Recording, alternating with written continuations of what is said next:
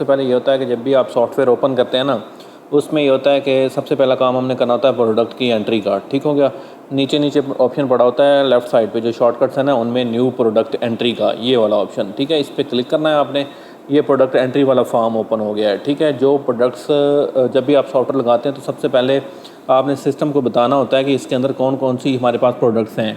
ठीक है, वो हम यहाँ पे ऐड करेंगे। ऐड करने का तरीकाकार ये होता है, एक ऐसी प्रोडक्ट्स होती हैं जो सिंगल यूनिट होता है। मतलब ये कि आपके पास कोई भी किसी भी चीज़ का एक स्विच पड़ा हुआ है या बटन है, जो भी है ना, आप उसका नाम लिखते हो। ठीक हो गया। आगे जो है उसका जो भी लिखना है आपने, उसका बटन लिख लें या जो भी लिख लें, साथ उसकी कंपनी या जो भी आप अपनी ज़ुबान में उसको कहते होंगे वो साथ थोड़ा सा मेंशन कर लें ताकि आपको पता हो कि यह क्या चीज़ है। ठीक है, उसके बाद आगे आपने चले जाना है पैकिंग यूनिट में। यहाँ पे करना होता है पीस, ये यहाँ पे ये रखना होता है जर्नल। यहाँ पे प्रोडक्ट कैटेगरी में जाके उसकी कोई कंपनी ऐड करनी है या कुछ भी ऐड करना है ग्रुप, तो वो आप ऐड कर सकते हो। नहीं करना तो छोड़ दें। आगे परचेज़ और सेल रेट करके आपने F2 करके सेव कर देना होता है। इसके अलावा कुछ ऐसी प्रोडक्ट्स होती हैं जिनके 2 यूनिट्स होते हैं। 2 यूनिट्स का मतलब ये होता है कि जैसे आपके पास वायर्स होती हैं, उनके होते हैं 2 यूनिट। 2 यूनिट इस तरह होते हैं कि एक होता है उसका मीटर और दूसरा ये होता है कि पूरा उसका कॉयल। इस तरह की अगर कोई प्रोडक्ट्स आ जाती हैं, उनका ये होता है कि यहाँ पे आप लिख लें केबल का क्या है, जिस 729 है जो भी है केबल। ठीक है, आगे कुछ मेंशन करना है तो कर लें। यहाँ पे चले जाएँ। यहाँ आपने छोटा यूनिट पहले इस साइड पे लिखना होता है। ठीक है, यहाँ पे जाके मीटर का परचेज रेट और सेल रेट लगा देना होता है। उसके बाद इस साइड पे चले जाना होता है जहाँ पे डिफाइन प्रोडक्ट पैकिंग है। यहाँ पे आपने उसका करना होता है कॉयल। कॉयल के बाद मेन क्वांटिटी के अंदर आप जाके ये बताना होता है कि इसके एक कॉयल के अंदर कितने होते हैं। यहाँ पे आपके पास जो स्टॉक मौजूद है वो नहीं लिख देना। यहाँ पे आपने ये बताना होता है कि जो कॉयल होता है इसका, उसके अंदर कितने मीटर होते हैं। उसमें आप फ़र्ज़ करें, कहते हैं कि 90 हैं या 97 हैं, जो भी है वो लिख के, ठीक है, आगे उसका परचेज रेट लिख लेना है कॉयल का और सेल रेट लिख लेना है। ठीक है, लिख के आपने ऐसे एंटर कर देना है। ठीक है, फिर इसको सेव कर देना है। ये हो गया प्रोडक्ट की एंट्री का तरीकाकार। उसके बाद अगला काम ये होता है कि हमने स्टॉक जो ख़रीदा है या हमारे पास आया है उसकी एंट्री करनी होती है। ठीक है, उसके बाद फिर सेल होती है। उसके लिए हमने क्या करना होता है, परचेज़ इनवाइस में चले जाना होता है। ठीक है, यहाँ पे गए, यहाँ पे जाके हमने सबसे पहले देखा हमारे पास पार्टी नेम आ रहा है कैश परचेज़। इसका ये मतलब होता है कि क्या किसी से अगर आपने आइटम उठाया है तो वो कैश परचेज़ मतलब नकद ख़रीदा है, इसका ये मतलब होता है। तो उसके लिए यहाँ पे हम यही रखेंगे। ठीक है, कोई छोटी मोटी पार्टी जिसे हमने वक्ती तौर पे कोई उठा लिया, ठीक है, उसका खाता नहीं बना हुआ, तो ये हम कैश परचेज़ में डाल सकते हैं। ठीक है, अगर हमने खाता बनाना है उसके लिए आपने क्या करना है, सबसे पहले परचेज़ में अगर है तो इसका ताल्लुक़ होता है वेंडर के साथ। ठीक है, न्यू वेंडर एंट्री, यहाँ पे जाओगे, यहाँ पे जाके आपने उसका नाम लिख देना है जिससे आपने ख़रीदा है। जैसे आप लिख दो सिटी इलेक्ट्रिक स्टोर। ठीक है, लिख के आप इसको F2 करके सेव कर दो। ठीक है, बाकी एक्स्ट्रा चीज़ें हैं, अगर आपने मोबाइल नंबर, ईमेल, वेबसाइट है लिखनी है तो लिखने, लेकिन ज़रूरी नहीं है। ठीक है, उसके बाद आप परचेज़ इनवाइस में आ जाओ। यहाँ पे आप आके देखोगे तो यहाँ पे आप सर्च करोगे सिटी इलेक्ट्रिक स्टोर, तो आपको नज़र आ जाएगा, ये आ गया। ठीक है, ये खाता बन गया। ठीक है, जो वेंडर होता है उसका ताल्लुक़ परचेज़ के साथ होता है, जो कस्टमर होता है उसका ताल्लुक़ सेल के साथ होता है। ठीक है, अब यहाँ पे हमने अभी वेंडर का अकाउंट बनाया, उसके बाद हम उसकी परचेज़ जो भी डालेंगे यहाँ पे प्रोडक्ट सर्च करेंगे। ठीक है, इधर कोई भी है आपके पास, अभी मेरे पास वो प्रोडक्ट्स और आ रही हैं आपके पास जो आपने ऐड की हुई हैं, वो प्रोडक्ट सर्च करें, उसके बाद आप उस पर एंटर कर दें। ठीक है, ये सिलेक्ट हो गया ये वाला आइटम। ठीक है, अब इसका आपने क्वांटिटी लिखनी होती है, आपके पास कितनी है, 5 है, 10 है, 15 है, जो भी आई होगी आपने लिख के आगे परचेज़ रेट आ रहा है और सेल रेट आ रहा है। ठीक है, अगर तो यही है तो ठीक है, अगर अपडेट करने हैं तो यहाँ से भी आप अपडेट कर सकते हो। F6 पे क्लिक करो। ठीक है, इसको हम कर देते हैं 560 और इसको 720। ठीक है, और अपडेट पे क्लिक करेंगे। ठीक है, एंटर करने के बाद अपडेट पे क्लिक करेंगे तो ये अपडेट हो गया रेट। ठीक है, नए रेट आ गए। ठीक है, अब इसको कर देंगे एंटर। इसी तरह इसी बंदे से हमें और एंटर आया है ये वाला। ठीक है, हम ये कहते हैं ये वाला है। ठीक है, ये कितने आए हैं, 10 आए हैं। ठीक है जी, इसका रेट अगर ठीक है तो ओके एंटर कर दें। ठीक है, इस तरह करके आपने इसकी एंट्री करते जाना है। ठीक है, अब एंड पे जब बिल पूरा एंटर कर लेंगे, जो भी आपके पास आया होगा उस पर देख लेना है टोटल उसका और ये वाला टोटल मैच हो रहा है तो ठीक है। अगर कोई एक्स्ट्रा डिस्काउंट मिला है तो परसेंटेज में मिला है तो यहाँ पे, अगर अमाउंट में मिला है तो यहाँ से। ठीक है, अगर कोई टैक्स वगैरह लगा है तो वो परसेंटेज वाला यहाँ पे लगाना है आपने, अमाउंट अगर होगी तो उसकी यहाँ पे लगाना है।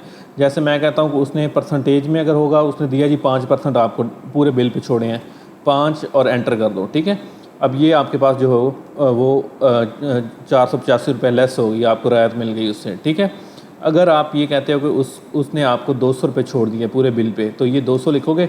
अब यहाँ पे 9700 आ रहा है इनवाइस वैल्यू, तो अब आपके पास हो जाएगा यहाँ पे 9500 ये वाला। ठीक हो गया। अब इसका ये ध्यान रखना होता है कि क्योंकि पूरे खाते भी इसमें मैनेज होते हैं, इसमें ये देखना होता है कि ये अब देखें -9500, इसका मतलब है कि सिटी इलेक्ट्रिक स्टोर का नया जो खाता बन रहा है, पैसे आपने उसके 9500 रुपये देने हैं। अगर तो है देने तो ठीक है, इधर सेव कर दो। अगर आपने कुछ पैसे उसको दे दिए थे 3000, बाकी उधार कर लिया था, तो 3000 लिख दो। अब ये देखो न्यू बैलेंस में 6500 रुपये आ रहे हैं, ठीक है। अब आप यहाँ पे इसको सेव कर दो, ठीक हो गया। अगर इसमें कोई गलती हो गई है या इसको एडिट करना है इस इनवाइस को, तो परचेज इनवाइस पे क्लिक करो। आज 20 डेट है, फ़र्क करें मेरे पास आ रही, तो 20 के अंदर ये शो होगी इनवाइस, ठीक है। रिफ़्रेश करो, यहाँ पे नीचे आ गई। डिलीट करनी है तो डिलीट कर दो यहाँ से, अगर एडिट करनी है तो इस पर क्लिक करो, ठीक है। अब इसकी क्वांटिटी में कोई कमी बेशी हो गई थी, ज़्यादा थी या आपने कम लिख दी थी, तो 2 बार क्लिक करो, ठीक है, इसके नाम के ऊपर, ठीक है। 2 बार क्लिक करोगे तो ये आ गया ऊपर। फिर इसको यहाँ पे आप बेशक 12 कर दो, ठीक है। ये वाला इस तरह अपडेट हो गया, ठीक है। अगर वहीं पे रहने देना है तो 10 पे रहने दो, करके इसको दोबारा आप सेव कर दो, ठीक हो गया। अब ये होता है कि अब हमारे खाते में 6500 रुपया हमने उसका देना है, ठीक है। अब ये यहाँ पे भी आ रहा होगा, ठीक है, 6500। अब जब आप पेमेंट उसको दोगे ना 2, 4, 5 दिन, 6 दिन बाद, फिर जाके आप ये इनवाइस ढूंढोगे तो ये मुश्किल हो जाएगा ना, इनवाइस आपको मिलेगी नहीं। उसका तरीकाकार ये है कि अगर किसी को पेमेंट दो तो कैश पेमेंट वाउचर में डालो, अगर किसी से रिसीव करो तो रिसीव पेमेंट वाउचर में डालो। अब हमने देनी है कैश पेमेंट में, जाएंगे यहाँ पे जाके हम सिटी इलेक्ट्रिक स्टोर सर्च करेंगे, ठीक है। हमें ये मिल गया। अब इसका खाता कितना था हमारे पास 6500, हमने क्या किया, इसको 3000 और भेज दिया है, ठीक है। ये देखें अब न्यू बैलेंस उसका 3500 रह जाएगा, यहाँ पे हम सेव कर देंगे इसको, ठीक है। ये भी आपका क्लियर हो गया। उसके बाद होती है सेल, ठीक है। सेल में ये होता है कि सबसे पहले ये होता है कि अगर तो कोई छोटा मोटा कस्टमर आता है तो वो तो हम कैश सेल में जाएंगे, यहाँ पे प्रोडक्ट नाम का नाम लिखेंगे, क्वांटिटी लिखेंगे, एंटर करके सेव करते जाएंगे। बिल निकालना है तो F5 कर देंगे। अगर ऐसा केस नहीं है तो उसके लिए ये होता है कि उधार वाला कस्टमर है तो उसका पहले खाता बनाना होता है। उसके लिए हम क्या करेंगे, न्यू कस्टमर एंट्री में चले जाएंगे।